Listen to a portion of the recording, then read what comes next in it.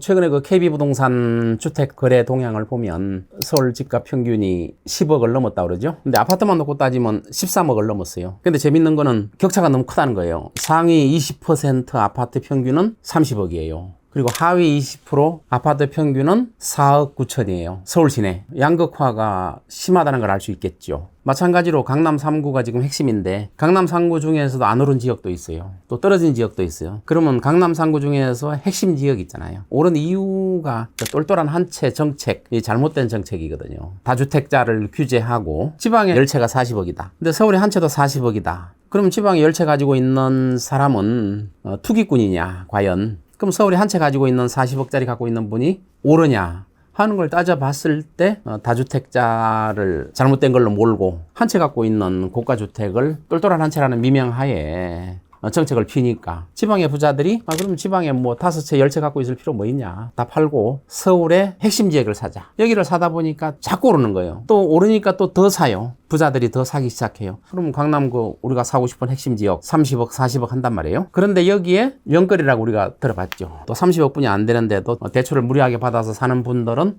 나중에 부동산 가격이 조정되면 낭패를 당할 수 있다는 거죠. 잘못하면 집을 잃을 수도 있다.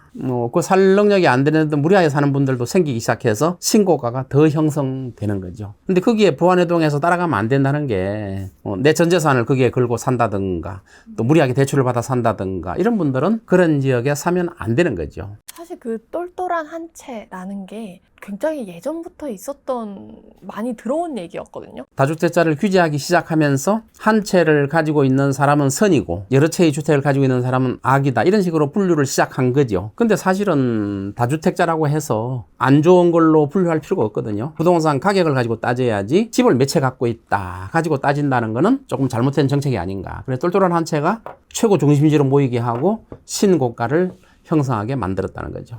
여기에 기름을 부은 게 토지거래 허가구역 정책이라고 하시는 분들이 많더라고요. 지난번에 무거운 걸 다시 풀었죠. 풀었다가 한 달 좀 지나서 갑자기 부동산 가격이 오르기 시작하니까 더 확산해서 묶여버렸잖아요. 네. 강남 3구뿐만 아니라 용산까지 합해서 묶어버렸잖아요. 토지거래 허가제는 원래 정책으로는 굉장히 안 좋은 정책이고 그거는 개인의 거래를 규제하는 거기 때문에 시행해서는 안 되는 정책이라고 저는 봐요. 토지거래 허가구역 자체가. 이왕 묶어놨는데 그걸 풀 때는 시기를 잘 봐서 풀어야 되는데 부동산 가격이 조금 상승이 머뭇거리니까 풀었단 말이에요. 부동산은 심리적인 영향이 강하거든요. 이걸 풀었다는 거는 다시 상승 기조로 이어갈 수 있는 사람들의 심리를 만들어내버렸어요. 그래서 호가가 굉장히 높아졌죠. 물건 내놨던 걸 걷어들였죠. 그리고 나서 다시 묶었죠. 어느 지역을 토지거래 허가제로 묶었다 하는 거는 그 지역은 특정 지역이고 고급화된 지역이라는 거를 표시해주는 역할을 해주는 거 봐요. 규제한 데를 사라. 여기가 고급지다. 상급지다. 정부에서 시그널을 주는 거나 마찬가지거든요. 아주 잘못된 이런 정책을 피는 거는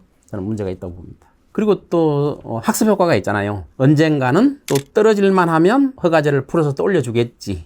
요 지역만은 지켜주겠지. 그러다 보니까 지방의 부자들조차 올라와서 사기 시작하고 또 신고가가 형성되고 이런 현상이 생기는 거죠. 특히 우리나라 같은 데는 정책의 영향이 절대적이죠. 정부에서 어떤 시그널을 주느냐가 굉장히 중요하거든요. 우리나라 부동산 가격을 잡을 수 있는 확실한 방법이 있어요. 방법이 있는데도 불구하고 정부에서 시행을 안 할 뿐이에요. 바로 그 세금 문제. 우리나라는 보유세가 굉장히 낮아요. 물론 종합부동산세를 해서 징벌적 과세를 하고 있지만 보유세를 굉장히 높게 해가지고 집값이 오르면 오를수록 거기 살고 있는 분들이 그만큼 부담을 하고 대신 보유세만 올리면 안 돼요.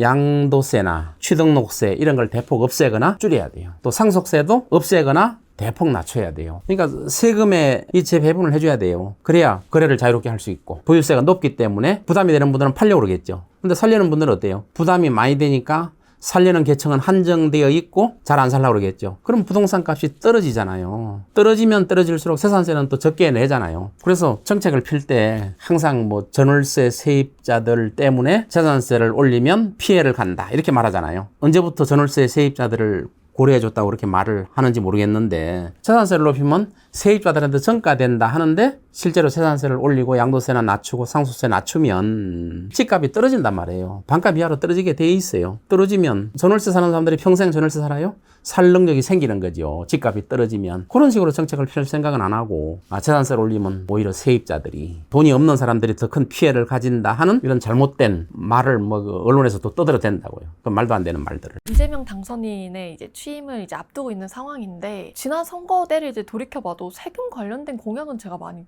못 봤던 것 같아요. 이유가 있을까요? 부동산 정책을 하면 할수록 손해라고 생각한 거죠. 그러면 지금부터가 중요한 거예요. 선거 때는 표를 잃을까봐 부동산을 함부로 건드리질 않았는데 지금은 이제 인기를 잃더라도 부동산 정책에 손을 좀 봐야 돼요. 대통령이 인기만을 지키기 위한다면 또 가진 자만을 위한다면 또 강남의 집값을 떨어지는 걸 겁내는 대통령이 된다면 우리나라 이제 총 자산 중에서 부동산 보유 비중이 70% 정도 되잖아요. 부동산값 떨어뜨리면 안 되겠죠. 그런데 떨어뜨려 줘야 돼요. 그러나 우리나라 대통령들은 역대를 보면은 그걸 아무도 안 했어요.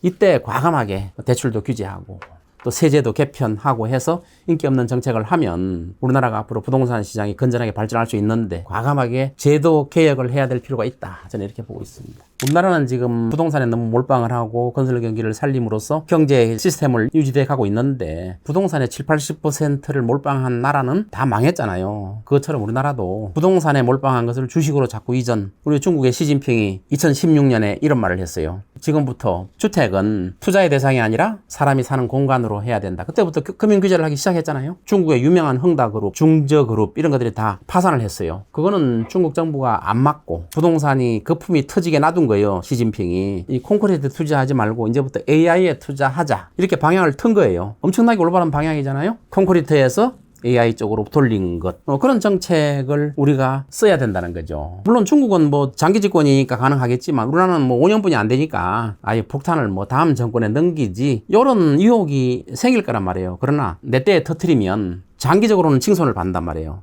나중에 시간이 한참 흘러서 당장은 인기가 없죠. 물론 우리나라도 방향을 콘크리트에 투자하는 거를 한 30% 미만으로 낮추고 AI나 또 주식시장에 가서 생산성 있는 곳에 투자할 수 있도록 만드는 게 바르게 나가는 정책 방향이라고 보고 있습니다. 이번에 이제 이재명 당선인의 이제 5년이 시작이 되는데 똘똘한 한 채 전략은 계속해서 좀 이어질 거라고 보시나요? 알 수가 없지만 똘똘한 한 채 정책은 폐지해야 돼요. 다주택자 규제도 폐지해야 돼요.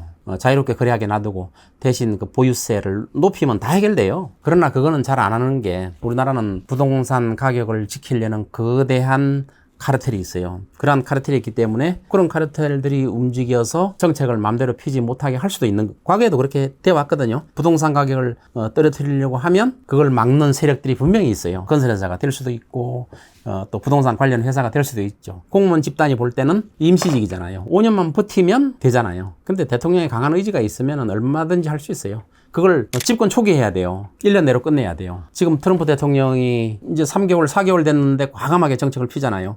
그런 식으로 펴나가야 돼요. 물론 트럼프 정책은 잘 됐다고 볼 수는 없지만 아까 말한 그런 정책들을 가급적이면 6개월 내에 과감한 정책을 펴야 돼요. 우리나라 대통령이 해야 될 가장 시급한 과제가 젊은이들한테 희망을 줘야 돼요. 그게 바로 부동산 정책의 대폭적인 개편이에요. 이거를 제대로 한 대통령은 나중에 칭송을 받을 수 있다고 저는 보고 있습니다.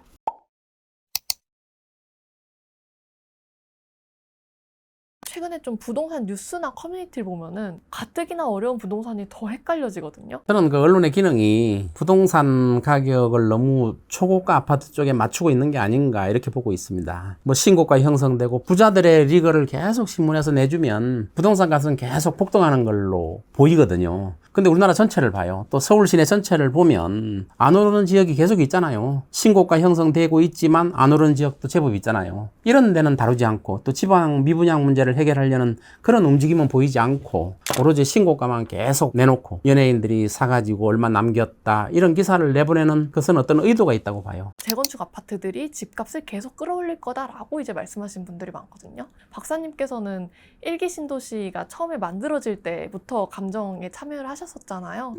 이런 의견에 대해서는 좀 어떻게 보세요? 저도 이제 1990년대 일기 신도시, 분당, 삼본, 평촌, 일산, 중동까지 5개 신도시를 개발할 때 참여를 했는데, 그때 참여했을 때 저는 어떤 생각을 가지고 있냐면은, 이 아파트는 살기가 굉장히 좋다. 분당 같은 데는 진짜 살기 좋더라고요. 요새 보니까 한 30년 지나니까 재건축 얘기가 나와요. 그때 그 아파트를 지을 때 최소한 100년 정도는 아파트가 가고 자손들한테도 물려줄 수도 있고 이런 아파트인 줄 알았는데 30년 만에 재건축 이야기가 나온 거는 부실공사라는 거예요. 제대로 지었으면 그 아파트가 30년 만에 재건축할 이유가 없잖아요. 지금 분당에 한 20층, 30층 이렇게 된 데를 재건축하는 거잖아요.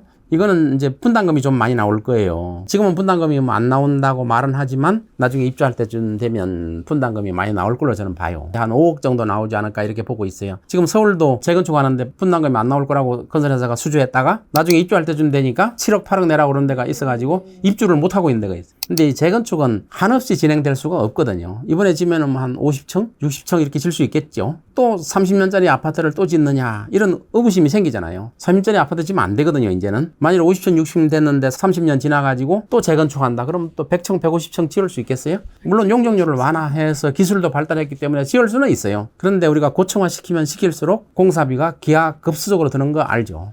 집값만큼 낼 수도 있어요. 분담금을. 그러면 거기 살고 있는 분들이 다 부자면 괜찮아요. 근데 거기 살고 있는 분들이 그 집 한 채가 전부인 경우는 재건축을 반대하겠죠. 그럼 재건축이 안 되는 거예요. 뭐 지금은 될지 몰라도 나중에 5, 60층짜리 집은 재건축이 불가능한 거예요. 그럼 지금은 사실 재건축 이슈가 나오는 게 집값 상승을 견인할지 몰라도 길게 보면은 되게 어려워질 수 있다는 말씀이시죠? 네, 장기적으로 어려워요. 지금은 견인할 수 있죠. 그리고 제일 견인이 많이 된 게 과거에 5층짜리 아파트잖아요. 5층짜리 아파트 재건축하면은 그 평수보다 더 많이 받고 돈도 받았어요. 5층짜리니까 용적률이 상당히 높으니까 토지 지분이 굉장히 크잖아요. 그런데 앞으로는 재건축을 하게 되면 토지 지분이 작아요. 우리가 초고층 아파트들 있잖아요. 잠실에 시그니엘도 있잖아요. 강남에도 50층, 60층짜리 아파트가 있잖아요. 그런데 대지 지분이 얼마냐 하면은 아파트 평형의 10% 뿐이 안 돼요. 그래서 재건축이 한번 진행되고 그 다음 진행될 때는 이제 문제가 심각해진다고 봐야 되죠. 나중에 50층, 60층짜리가 만일에 재건축이 불가능하다면 흉물이 되는 거예요. 그걸 갖다 슬럼화라고 그러거든요. 그러면 그 아파트 값은 굉장히 싸지는 현상이 생길 수가 있는 거죠. 앞으로 5년 내로 내가 내 집 마련에 좀 관심이 있다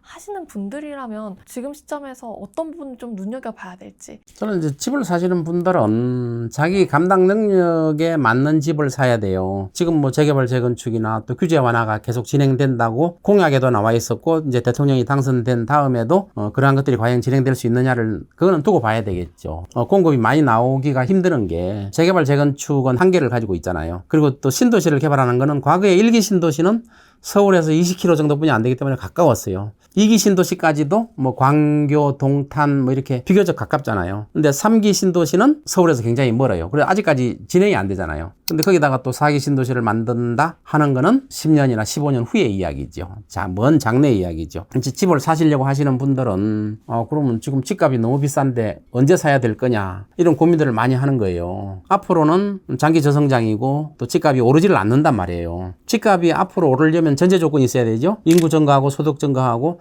개발이 지속적으로 진행되고 규제 완화가 대폭돼야 가능한 건데 그런 것들이 과연 가능하겠냐 이거죠. 그러면 정답은 정해져 있잖아요. 앞으로 부동산 가격은 떨어질 수밖에 없다. 초고가 아파트도 떨어질 수밖에 없다. 장기적으로. 저는 이렇게 보기 때문에 그동안에 정부의 정책이 부동산 가격을 살리는 정책을 많이 폈어요. 앞으로 또 정부가 계속 그렇게 할지는 모르겠지만 이제는 정부가 살리려고 살 수가 없는 그런 상황이 거품이 너무 커졌어요. 가계부채가 너무 많아졌어요. 그래서 그런 것들이 언제 터질 거냐 이것만 남았기 때문에 앞으로 집을 살려고 준비하시는 분들은 좀 더 기다리는 게 좋겠다 이렇게 말씀드릴 수 있겠습니다. 좀 긴 시간 부동산을 보면서 느끼시는 부분 그리고 이 안에서 살고 있는 이제 저희들에게 해주실 수 있는 말씀이 있을까요? 네, 우리나라 부동산은 그동안에 이제 거품을 키워나오는 정책을 폈어요. 그리고 과거에는 개발도상이기 때문에 필연적으로 인플레이션이 나타났고 집값이 상승할 수밖에 없는 구조였어요. 앞으로는 집값이 상승이 좀 멈추기 때문에 이제부터는 거품을 빼는데 정부에서 진력을 다해야 돼요. 지금 거품을 정부가 유지하는 것은 국민들한테 빚을 내서 살아. 이렇게 해가지고 계속 올리는 거 아니에요. 2022년도에 집값이 한번 떨어졌었죠. 강남도 한 30% 하락했어요. 그걸 정부가 놔뒀으면